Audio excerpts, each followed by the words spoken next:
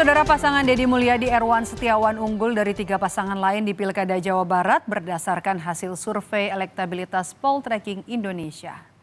Pasangan Deddy Mulyadi Erwan Setiawan menempati posisi teratas berdasarkan survei elektabilitas Pilkada Jabar yang dirilis oleh Poltreking Indonesia. Deddy Erwan yang merupakan pasangan calon wakil gubernur nomor urut 4 ini unggul dari pasangan Ahmad Syaihu Ilham Habibie di posisi kedua. Sementara 2 pasangan lain yakni JJ Wiradinata, Ronald Surapraja dan juga Acep Dadang Ruhiat, Gitalis Dwi Natarina. Selain faktor popularitas Deddy Mulyadi, keunggulan pasangan Deddy Erwan juga karena adanya limpahan suara dari pendukung Ridwan Kamil yang akhirnya maju di Pilkada Jakarta. Cawagupnya yang justru tinggi. Satu, faktor Deddy Mulyadi tentu memiliki tingkat keterpilihan yang tinggi, tadi popularitas tertinggi karena paling siap bertarung di Jawa Barat. Yang kedua, basis Ridwan Kamil itu terkonsolidasi, mendukung bermigrasi ke Deddy Mulyadi. Itu disebabkan mereka berasal dari koalisi yang sama, yaitu Koalisi Indonesia Maju, dan itu tergambarkan simetrisnya dukungan, pergeseran dukungan, kecenderungan pemilih Ridwan Kamil bergeser ke Deddy Mulyadi. Hasil survei Poltreking yang dilakukan 8-14 September 2024 menempatkan Deddy Mulyadi Erwan Setiawan di posisi teratas dengan raihan 65,9% suara responden. Disusul pasangan Ahmad Syaihu Ilham Habibie di angka 11,8%. Lalu ada pasangan Acep Dadang Ruhiat, Gitalis Dwi Natarina 5,2% di posisi ketiga. Di posisi keempat ada pasangan JJ Wiradinata, Ronald Surapraja 2,9%.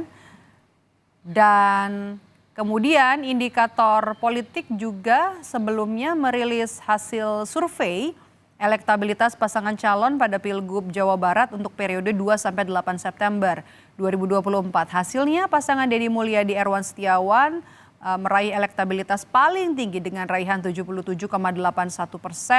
Kemudian disusul posisi kedua Ahmad Syaihu Ilham Habibie 10,98%. Dan ada pasangan Acep Dadang Ruhiat, Gitalis Dwi Natarina dan juga JJ Wiradinata, Ronald Surapraja yang berimbang di angka 2,24%. Kemudian seperti apa peta politik pemilihan gubernur di Jawa Barat? Lebih lengkap kita bahas di Rumah Pilkada hari ini bersama dengan Guru Besar Ilmu Politik Universitas Padjadjaran. Ada Prof. Muradi. Prof, halo, selamat sore. Sepertinya belum dibuka nih mic-nya nih. Oke. Prof. Muradi. Oke. Assalamualaikum warahmatullahi wabarakatuh. Selamat sore, Mbak. Waalaikumsalam, Prof. Ini dari 2 survei yang berbeda dari indikator yang paling terbaru dari Poltreking yang terbaru. Ini ada keduanya sebelum penetapan calon nih. Surveinya dilakukan Deddy Mulyadi dan juga Erwan Setiawan ini unggul dibandingkan 3 paslon lainnya. Benarkah begitu besar pengaruh dari Deddy Mulyadi di Jawa Barat atau ada andil sebenarnya dari Erwan Setiawan? Jadi kalau merujuk pada 2 survei terakhir memang kelihatan agak ada decline 9% ya dari indikator Indonesia ke Poltreking. Jadi memang publik juga menangkap ada menimbang-nimbang mana calon yang paling pas. Tapi kalau melihat dari pola politik di Jabar kan mereka selalu memilihnya pada last minute ya. Jadi ketika pasca masa tenang dan ketika menjelang pencoblosan. Artinya apa? Saya kira semuanya masih mungkin, apalagi misalnya dalam 2 bulan ke depan banyak bisa jadi kejadian-kejadian yang memang tidak bisa kita prediksi. Jadi kalau memang hari ini pilkadanya, maka Kang Deddy bakal punya potensi menang dalam satu tarikan napas lah ya, kata seperti itu ya. Jadi memang akan menang besar di atas 50%. Tapi kalau kemudian dalam 2 bulan ini akan terjadi banyak isu yang saya kira perlu juga kemudian diantisipasi. Isu yang pertama misalnya soal tagline ya, tagline dari Kang Deddy itu kan sama dengan tagline waktu beliau ada di Purwakarta. Purwakarta istimewa, kemudian sekarang Jabar istimewa. Sementara ada hal yang kebaruannya memang sebenarnya tidak terlalu jauh karena ada 3 hal yang saya kira perlu diperhitungkan. Pertama soal perluasan Jakarta ya, yang akan melibatkan Cianjur dan sebagainya.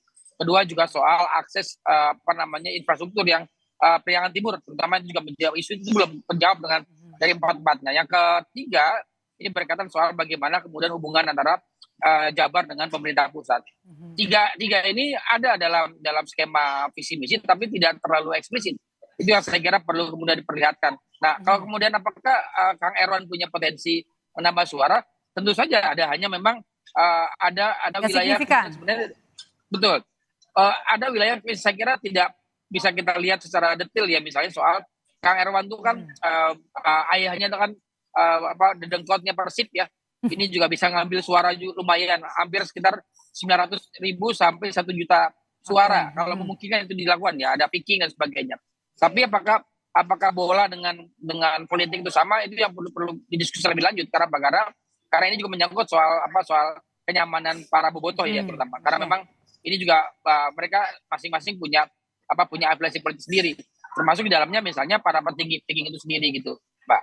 Oke, ini juga jadi menarik ya kalau kita bandingkan elektabilitas dari calon gubernur dan juga calon wakil gubernurnya, terutama yang di detik-detik akhir atau last minute baru mendaftarkan ke KPU. Nah, kalau kita lihat di sini dari hasil poltreking, Deddy Mulyadi elektabilitasnya calon gubernur adalah 65,4%, ya kan? Saihu 11,4%. Acep Adang Ruhyat 4,3%, sementara Jaja Wiradinata ini 2,9%, ya, ini juga ada di layar televisi. Nah, kalau kita bandingkan dengan calon wakil gubernurnya, elektabilitasnya ini sebenarnya ada beberapa calon wakil gubernur yang jauh lebih tinggi elektabilitasnya begitu dibandingkan calon gubernurnya. Erwan Setiawan ini 20%, kemudian Ilham Habibie 16%, Gita KDI 7,9%, sementara Ronald Surapraja 7,2%. Nah, kalau Ilham Habibie, Syaihunya sendiri kan 11,4%, sementara elektabilitas seorang Ilham Habibie calon wakil gubernurnya 16,6%. Ini ada tiga calon wakil gubernur yang elektabilitasnya jauh di atas wakil gubernurnya. Ya normal sih, kalau saya kira memang dari politik hari ini kan, kalau Kang Deddy kan udah hampir 3 tahun ya, mulai YouTube, kemudian mulai banyak belusukan dan sebagainya. Jadi kalaupun orang kemudian mengenal beliau, misalnya kasus Vina terakhir sampai hari ini, bahkan beliau masih mengawal kan. Artinya memang kalau kemudian suaranya jauh lebih tinggi dibanding calon wakil gubernur, saya kira oke. Tapi kalau untuk Saihu dan juga Ilham?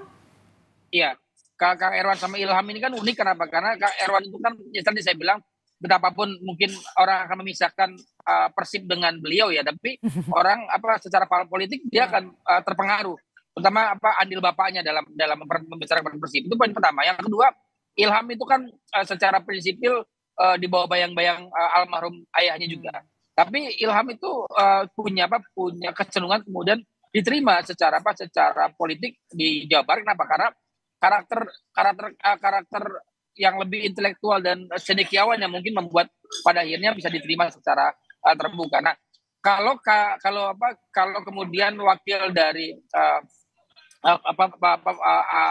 Kiai Acep Adang misalnya, itu juga kemudian punya kecenderungan yang memang pada akhirnya memberikan stimulasi. Tapi sekali lagi Mbak, kalau kita lihat survei bandingkan antara indikator Indonesia dengan poltreking, itu ada suara 9% yang kemudian tersebar di yang turun ya, dari Kang Deddy dari 76% ke 65%.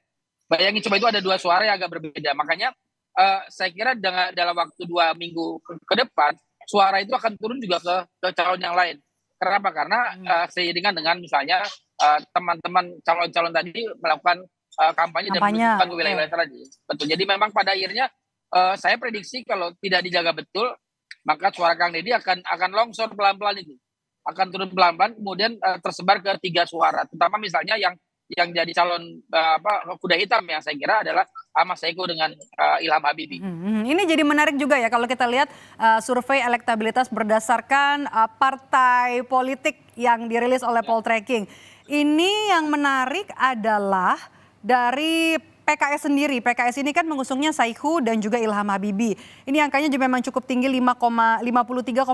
Tapi yang menarik adalah untuk PDI Perjuangan itu suaranya malah beralih untuk Deddy Mulyadi dan juga Erwan Setiawan. Termasuk juga Partai Nasdem yang harusnya mendukung Saihu dan juga Ilham Habibie. Ini justru memilih pasangan lagi Deddy Mulyadi dan juga Erwan Setiawan. Apa yang terjadi? Kalau begitu di Jabar, besarkah faktor figur dari Deddy Mulyadi?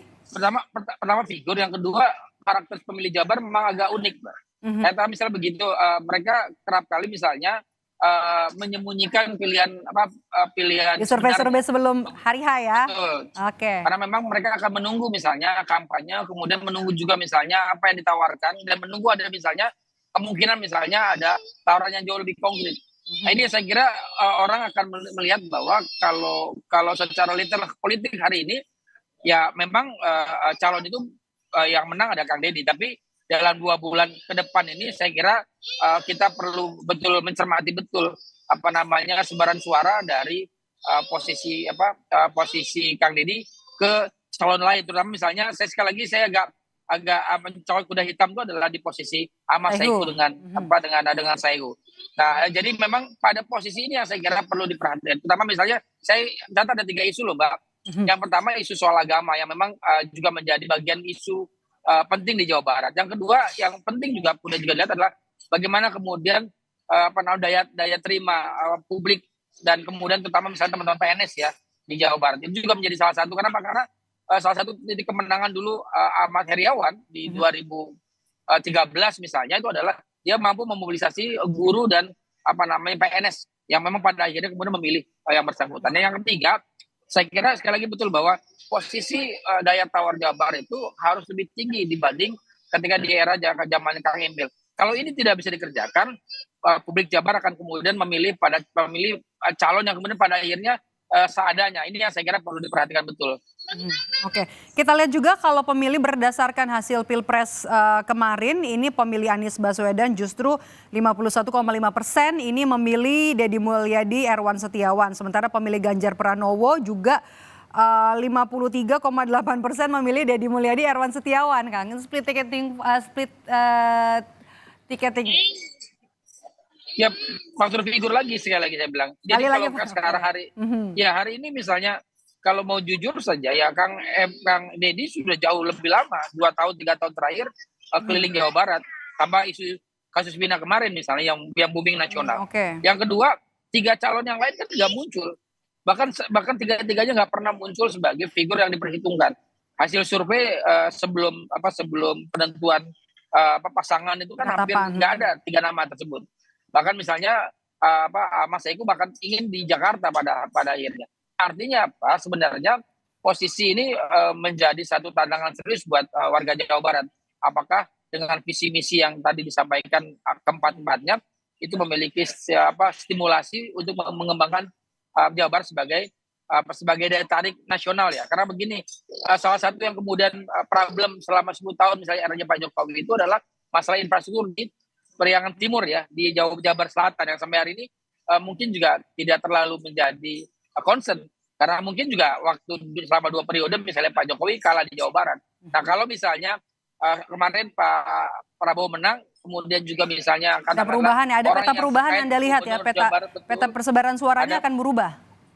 Persis, maka kemudian saya kira ada stimulasi juga untuk mendorong proses pembangunan infrastruktur yang dibangun di Jawa Barat. Terutama misalnya sampai hari ini misalnya tol Periangan Timur ya dari Cilenyi ke Periangan Timur itu kan belum jadi.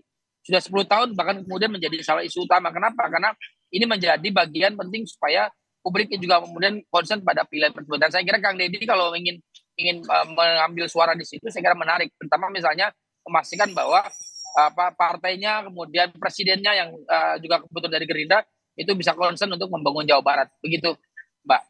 Oke, kalau kita lihat dari hasil survei poltreking kan ada juga swing voters ya yang belum menentukan pilihan begitu. Apa yang kemudian bisa dilakukan oleh ketiga paslon yang saat ini raihan suaranya dari hasil survei masih jauh di bawah pasangan Deddy dan juga Erwan. Apakah dengan waktu yang singkat untuk kampanye bisa mengejar elektabilitas dari pasangan Deddy Erwan? Ya, memungkinkan, tapi ada 3 hal yang perlu diperhatikan. Pertama, memang nggak mungkin kalau hanya figur saja. Artinya tetap butuh mesin partai yang bekerja. Yang kedua adalah korelasi antara calon gubernur dengan calon wakil gubernur calon gubernur dengan calon bupati dan wali kota. Ini bisa kemudian memudahkan masing-masing bisa melakukan proses politik yang bisa saling memenangkan. Nah, yang ketiga, ini juga mungkin juga penting buat dilakukan adalah mengefektifkan jejaring Gen Z ya dan juga kemudian jejaring sosial media. Dari 3 ini saya kira akan paling tidak kalau di Jabar itu melek medianya kan sekitar hampir 95%. Artinya memungkinkan untuk kemudian mengambil sisa suara yang memang belum memutuskan memilih dari 4 pasangan tersebut gitu. Oke.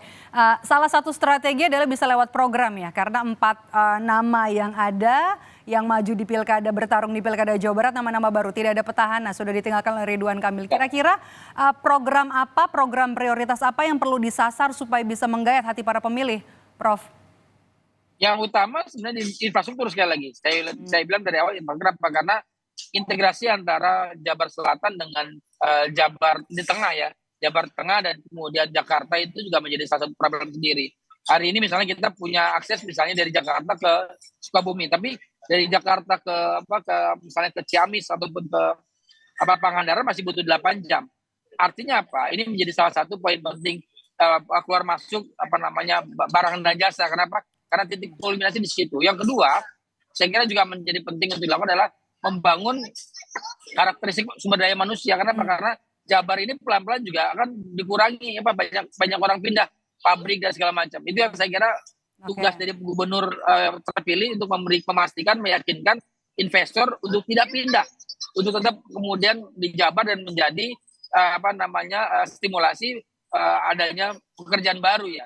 Lapangan kerja baru yang memang pada akhirnya membuat masyarakat Jabar setidaknya misalnya itu merata dalam konteks kesejahteraan. Oke, apakah termasuk juga wilayah Pantura Jawa Barat yang agak kurang dilirik lah oleh pemerintahan sebelumnya? Kalau kita ke Pantura justru sekarang saya kira jalan di Pantura itu kan jadi sepi. Jadi sepi, jadi kemudian tidak bisa memberikan aset baru. Saya kira ini menjadi menarik. Kenapa? Kalau memang Pantura itu mau digali lebih dalam, lebih luas, maka investasi untuk pengembangan Pantura jauh lebih besar. Katakanlah misalnya sekarang kalau kita menuju dari mulai Jakarta kemudian ke Bekasi, ke Karawang, sekarang sudah ke Subang ya. Saya kira pengembangan ini akan makin ke timur. Ada Subang, ada Indramayu dan sebagainya. Di Indramayu ada Balongan, ada Pertamina di situ. Kemudian Cirebon juga relatif ramai pelabuhannya kalau kita melihat dinamika perekonomian di sana. Tinggal bagaimana mengintegrasikan.